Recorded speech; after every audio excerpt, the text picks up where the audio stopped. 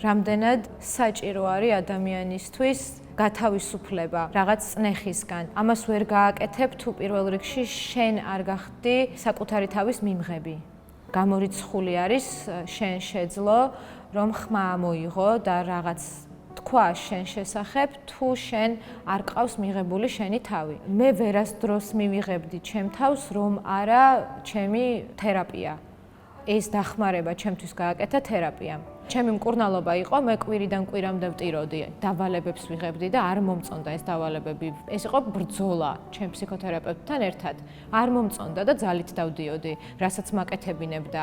ასეთი არის მკურნალობა. კონკრეტულად ჩემ შემთხვევაში გეშტალტ თერაპია იყო, დასწავლები ემოციების, რაც ფსიქიატრმა დასვა დიაგნოზი, რისიც მეშინოდა. რომ ფსიქიატრთან თუ მიდიხარ, ესე იგი გგონია რომ დასასრულია შენი ცხოვრების, არც კი ვიცი, რატომ ალბათ არ იყო გააზრებული და ამის შესახებ ინფორმაცია არასწორად იყო მოწოდებული. სინამდვილეში რა არის ფსიქიატრი, არის ადამიანი, რომელმაც უნდა დაადგინოს რა გჭირს. დეპრესია თავისით არ ჩნდება, მას მიზეზები აქვს და კარგი ფსიქიატრი აუცილებლად იპოვის ამ მიზეზს და ამ მიზეზთან უნდა აირჩიოს როგორ ებრძოლოს ამ გზას. აუცილებლად დანიშნავს ფსიქოთერაპიას, სწორს, რომელიც არის გასავლელი და შეიძლება აირჩიოს იმდენად დამძიმებულ მდგომარეობაში, ან თუნდაც არადამძიმებულ მდგომარეობაში, უბრალოდ როცა ადამიანი ვერ უმკლავდება დამოუკიდებლად და შემდეგ იწყება მკურნალობა. რეალურად ფსიქიატრი არის მხოლოდ ეს და არა როგორც იცოდნენ 100-იანზე საგიჟეთში დააბეს. არავინ დასაბმელი არ არის საერთოდ.